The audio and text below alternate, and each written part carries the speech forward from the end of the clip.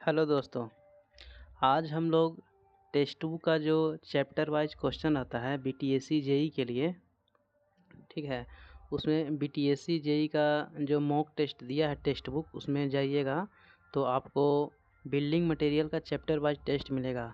तो हम लोग चैप्टर नंबर फर्स्ट को एक्सप्लेन करेंगे, उसमें 10 क्वेश्चन का फोल्डर है, ठीक है।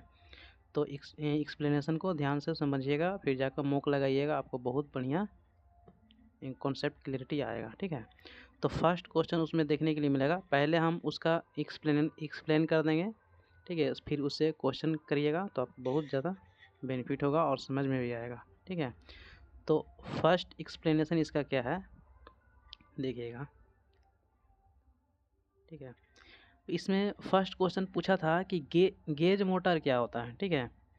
तो हम लोगों को पता है कि एक सीमेंट मोटर होता है, एक लाइम मोटर होता है, और दोनों को मिला देते हैं तो मेरा गेज मोटर होता है, ठीक है। सीमेंट मोटर मतलब सीमेंट रहेगा, सैंड रहेगा और वाटर रहेगा। लाइम मोटर लाइम रहेगा और सैंड रहेगा और वाटर रहेगा, ठीक है। ये दोनों को जब मिक्स कर देंगे, डैट मीन्स कि सीमेंट और लाइम और प्लस सैंड तीनों के जब और फिर वाटर मिलाएंगे तो मेरा गेज मोटर बनेगा, ठीक है। इसमें जो मेनली जो सीमेंट रहता है वो स्ट्रेंथ इम्पार्ट करता है और मेरा लाइम की वजह से वर्कबिलिटी आता है, ठीक है। तो फर्स्ट क्वेश्चन एक्सप्लेनेशन क्लियर हुआ, गेज मोटर क्या होता है, ठीक है। Lime motor, lime plus cement को मिला देंगे तो मेरा क्या बनेगा, गेज मोटर बनेगा, याद रखिएगा, ठीक है। यही से क्वेश्चन बना है। फिर क्वेश्चन नंबर 2 है मेरा, क्वेश्चन नंबर 2 है, इसमें बोला है कि बॉक्साइट, देखिए बॉक्साइट ब्रिक क्या होता है। देखिए जब हम लोग को ब्रिक्स पढ़ते हैं तो स्पेशल टाइप का ब्रिक में आप लोग को देखने के लिए मिलेगा कि एक बेसिक नेचर का ब्रिक होता है, एक मेरा होता है एल्कलाइन बेसिक नेचर का होता है, एक एसिडिक की नेचर का होता है, एक न्यूट्रल नेचर का ब्रिक होता है, ठीक है। तो यहाँ पे क्वेश्चन जो बना है मेरा बेसिक नेचर वाला ब्रिक से बना है। तो बोला है कि बेसिक नेचर वाला ब्रिक जो होता है हाईली फायर रेसिस्टेंस होता है, और इसमें जो मुख्य रूप से जो मेन कंटेंट रहता है हाई परसेंटेज ऑफ एल्यूमिना, इसमें एल्युमिनियम का परसेंटेज रहता है जो हाई रहता है। बताइएगा, आपसे एक क्वेश्चन है कि इसका जो हाई फायर रेसिस्टेंस जो ब्रिक्स बनता है इसमें इसका टेम्परेचर कितना होता है, टेम्परेचर और इसमें वाटर एब्जॉर्प्शन कितना कैपेसिटी कितना होना चाहिए। तो सबसे बहुत इंपॉर्टेंट क्वेश्चन है कि इसका टेम्परेचर 1700 से लेकर के 1800 डिग्री सेंटीग्रेड होना होता है, और फिर इसका जो वाटर अब्जॉर्प्शन होना चाहिए वो लेस देन 5% होना चाहिए, ठीक है, बेसिक ब्रिक का, ठीक है। तो यहीं से क्वेश्चन इसमें बना था, ठीक है। क्वेश्चन बना था कि बेसिक रिफैक्ट्री ब्रिक्स में, अभी हम लोग क्वेश्चन देखेंगे, अभी तो एक्सप्लेनेशन कर रहे हैं, क्वेश्चन देखेंगे तो ज़्यादा क्लियरिटी आएगा, ठीक है। तो क्वेश्चन यहीं से बना था कि जो बेसिक ब्रिक वाला पोर्शन था इससे क्वेश्चन बना था कि इसमें मेन कॉन्स्टिट्यूएंट कौन रहता था, एल्युमिनियम रहता है, इसमें हाई टेम्परेचर को रेसिस्ट करता है, इसीलिए जो वहाँ पे जो मेरा जहाँ पे भी हाई टेम्परेचर को रेसिस्ट करवाने के लिए होगा तो बेसिक ब्रिक का ही यूज करेंगे, हाई फायर रेसिस्टेंस वाला ब्रिक यूज करेंगे वहाँ पे, ठीक है। क्वेश्चन नंबर 3 अब देखते हैं, ठीक है। अब यहाँ से मैग्नीशिया से क्वेश्चन बना था कि जब ब्रिक्स में अगर मैग्नीशिया का कंटेंट ज़्यादा हो जाएगा मेरा तो ब्रिक में क्या इफेक्ट देखने के लिए मिलेगा। तो इसमें मेनली क्वेश्चन बना था कि क्या होगा, तो एक्सेस अगर ब्रिक हो जाएगा, excess of magnesia in bricks हो जाएगा, उसमें हम लोग ब्रिक्स में डिके देखने के लिए मिल जाएगा, ठीक है। डिके देखने के लिए मिलेगा, वो डिसइंटीग्रेट होने लगेगा, ठीक है, एक्सपेंशन होने लगेगा, ये सब कारण उसमें आने लगता है, ठीक है। चौथा नंबर क्वेश्चन बना था कि इसमें ब्रिक के साइज पर क्वेश्चन बना था। पहला क्वेश्चन था, देखिए इसमें हम लोग मुख्य रूप से एक होता है standard size of the brick, एक होता है modular size of the brick, ठीक है। तो मॉडुलर बोले ना तो उसमें 20x10x10 होता है इसका साइज, एक मॉडुलर विथ मोटार बोले, ठीक है, याद रखिएगा, मॉडुलर बोले और विथ मोटार बोले या नॉमिनल ब्रिक्स बोले, दोनों का मतलब एक ही होता है, ध्यान से सुनिएगा। मॉडुलर ब्रिक विथ मोटार या और नॉमिनल ब्रिक्स दोनों का साइज होगा 20x10x10। फिर बोले मॉडुलर ब्रिक्स बोले तो 19 × 9 × 9, ठीक है। तो और अगर बोले कि ब्रिक टाइल की बात करें, ठीक है, ब्रिक टाइल की बात करें तो 20 × 10 × 5 हो जाएगा, ठीक है। चलिए फिर क्वेश्चन था यहाँ पे, देखिए यहाँ पे एक डायग्राम में दिखाया गया है कि इसमें जो ये मेरा 20 होता है, इसका लेंथ होता है, थिकनेस 5 होता है और विड्थ होता है 10 होता है, ठीक है। नॉमिनल साइज वाला में, नॉमिनल साइज एक्चुअल साइज में क्या होता है कि नॉमिनल वाला में हम लोग इंक्लूड करेंगे मोटार वाला, मोटार का थिकनेस जो 10 mm का होता है वो इंक्लूड किया जाएगा, ठीक है। और एक्चुअल साइज में इंक्लूड नहीं किया जाएगा, ठीक है। एक्चुअल साइज को ही हम लोग बोलेंगे मॉडुलर साइज, ठीक है। नॉमिनल साइज को, नॉमिनल साइज का मतलब ही हो गया कि एक्चुअल अब प्लस उसमें ऐड कर देंगे मोटार का थिकनेस, ठीक है। तो मेरा नॉमिनल साइज हो जाएगा, ठीक है। अब क्वेश्चन नंबर 6 चलते हैं। क्वेश्चन नंबर 6 मेरा था कि क्वेश्चन उसमें बना था कि इन्फ्लोरेंसेस से क्वेश्चन बना था। इसमें क्या होता है कि आपको पता होगा कि ब्रिक्स में क्या होता है कि जब एल्कलीज का परसेंटेज ज़्यादा रहेगा तो इसमें वाइट पैचेस देखने के लिए मिलता है। तो इस फिनोमिना को हम लोग क्या कहते हैं, इन्फ्लोरेंसेस कहते हैं, ठीक है।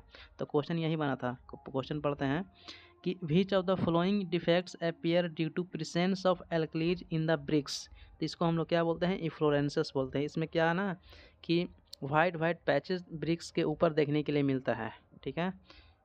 क्वेश्चन नंबर 7 देखते हैं। क्वेश्चन नंबर 7 मेरा क्या है कि मोटा क्वेश्चन नंबर 7 है mortar, which of the following statement is correct, ठीक है। करेक्ट स्टेटमेंट पूछ रहा है मेरा कौन सा है। तो स्टेटमेंट फर्स्ट पढ़ते हैं कि the mortar having bulk density of 35 kN/m³ और more are known as heavy mortar. देखिए एक कॉन्सेप्ट यहाँ पे है कि हम लोग कब हैवी मोटार और कब लाइट वेट मोटार बोलेंगे। जब देखिए, जब उसका बल्क डेंसिटी, मोटार का बल्क डेंसिटी अगर लेस देन 15 रहेगा तो लाइट वेट मोटार होगा, ठीक है। अगर अगर मोर देन 15 होगा तो हैवी वेट मोटार होगा, ठीक है। तो फर्स्ट स्टेटमेंट देखिए कि क्या सही है कि the mortar having bulk density of 35 kN/m³ और मोर देन, नहीं ये गलत है। कहा क्योंकि क्योंकि अभी हम आपको बताएं कि अगर बल्क डेंसिटी मोटार का लेस देन 15 kN/m³ होगा तो उसको लाइट वेट बोला जाएगा, और अगर ज़्यादा होगा, ठीक है, तो उसको हैवी वेट बोला जाएगा। लेकिन इसमें 35 से ज़्यादा बोल रहा है, इसीलिए ये गलत हो जाएगा, ठीक है। ऑप्शन नंबर बी पढ़ते हैं। बोल रहा है कि द मोटार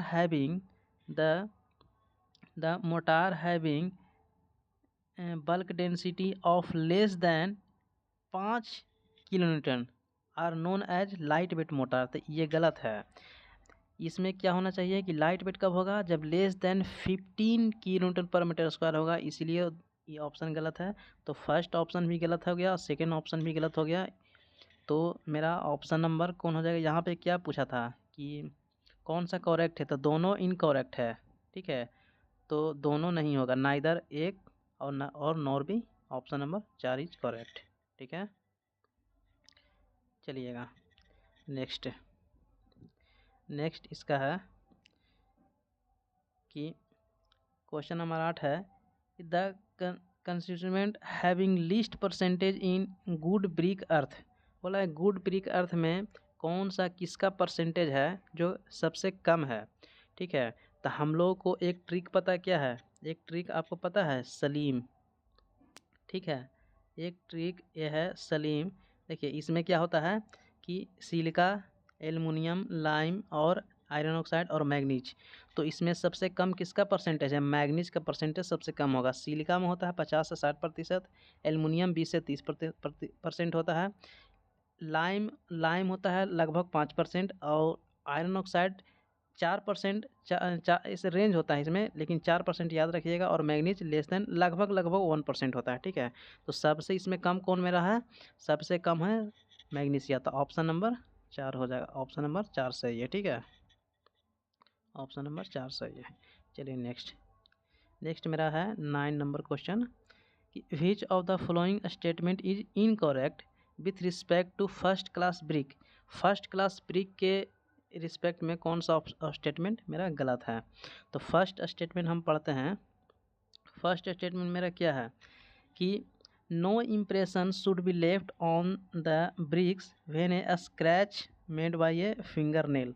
तो सही बात है, फिंगर नेल से जब स्क्रैच करें तो वो स्क्रैच नहीं होना चाहिए, इम्प्रेशन नहीं होना चाहिए। तो यही है, तो मेरा इसका प्रॉपर्टी है फर्स्ट क्लास ब्रिक का। तो ऑप्शन नंबर 1 इज करेक्ट। ठीक है, ऑप्शन नंबर 2 पढ़ते हैं कि ए मेटेलिक और ringing sound should come when two bricks are struck against each other. ये भी बात सही है, जब दो ब्रिक्स को आपस में लेकर टकराएंगे तो एक मेटेलिक रिंगिंग साउंड क्लियरिटी आना चाहिए। ठीक है, तो वो हम लोग फर्स्ट क्लास ब्रिक का ही प्रॉपर्टी होता है। तो यही ऑप्शन मेरा सही है। ठीक है, फिर तीसरा ऑप्शन है कि वाटर अब्जॉर्प्शन ऑफ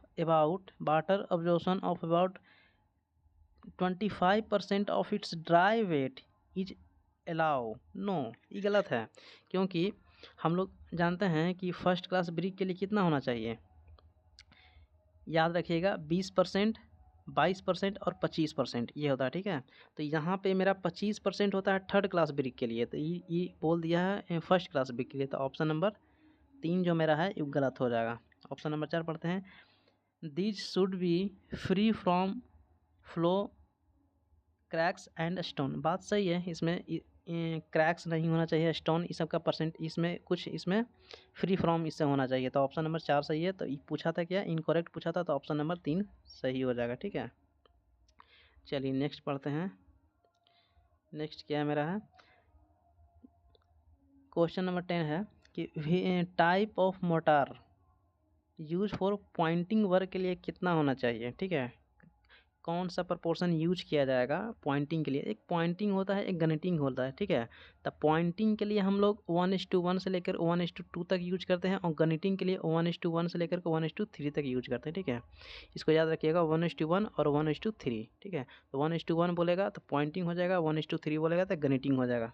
ठीक है, तो ये 10 क्वेश्चन थे, 10 क्वेश्चन है। आप लोग इसको एक बार रिवाइज करके मॉक लगाइएगा, आप 10 में 10 आउट ऑफ 10 लाइएगा। ठीक है, थैंक यू।